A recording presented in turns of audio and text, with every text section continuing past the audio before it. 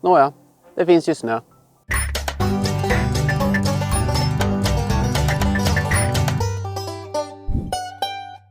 Det här med att få slut på vatten när man är ute i skogen kan ju ibland ses som ett problem, men ibland är det någonting som man väldigt lätt kan lösa. Idag ska vi prata lite om hur man kan göra vintertid. Som ni alla vet, snö består ju av vatten. Så varför inte nyttja det som vi har runt omkring oss till att lösa den här vattenfrågan? Det man ska tänka på är att man inte ska ta den översta snön, den som lätt kan fara runt. För den kan ha skrapat emot allt möjligt äckligt och konstigt i skogen. Så det ni ska göra är att ni ska ta det undre lagret av snön.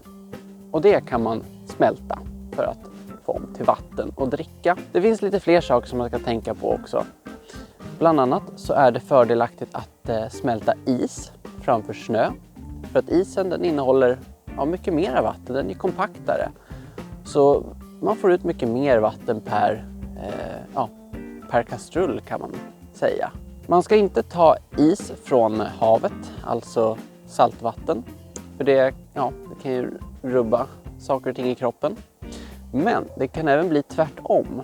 Att om man lever väldigt länge på smält snö så får man saltbrist i kroppen och det är inte heller bra. Så det man kan ta för vana om man behöver leva länge på smält snö är att man kan koka det här med lite tallbarr för att få i sig lite extra salter och grejer för att undvika de problemen som kan uppstå.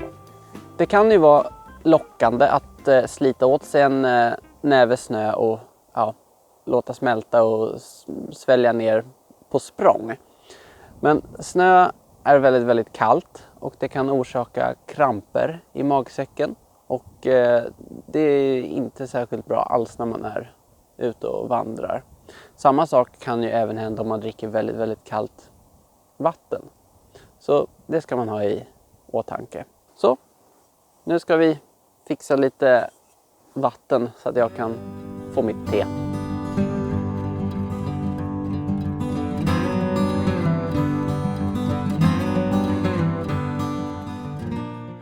Som ni ser här så tar vi snön från det undre lagret. Och det är som sagt för att slippa den här flygsnön som kan ha skrapat emot osunda saker och föra med sig bakterier och diverse annat som vi inte vill ha i oss.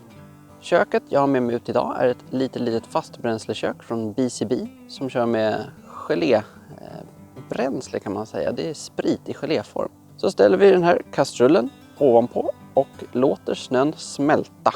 En annan anledning till varför man inte ska äta snö direkt från backen heller är att när den är väldigt kall så krävs det mycket mer energi för kroppen att smälta ner den och ta om hand om den.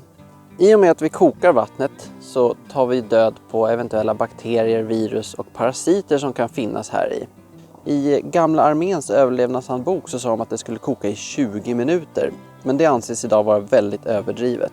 Vissa säger big bubbles, no troubles. Mellan 2 till 5 minuter ska vara tillräckligt för att vattnet ska anses som tjänligt att dricka. Som ni ser så kokar det nu ordentligt här i min lilla kastrull. Så vattnet är nu redo att intas. Och jag ska göra lite te av det här. Och resten kommer jag hälla ner i min Clean kantinflaska för att ha vätska under fortsatta färden. Så enkelt är det att få ut vatten ur snö.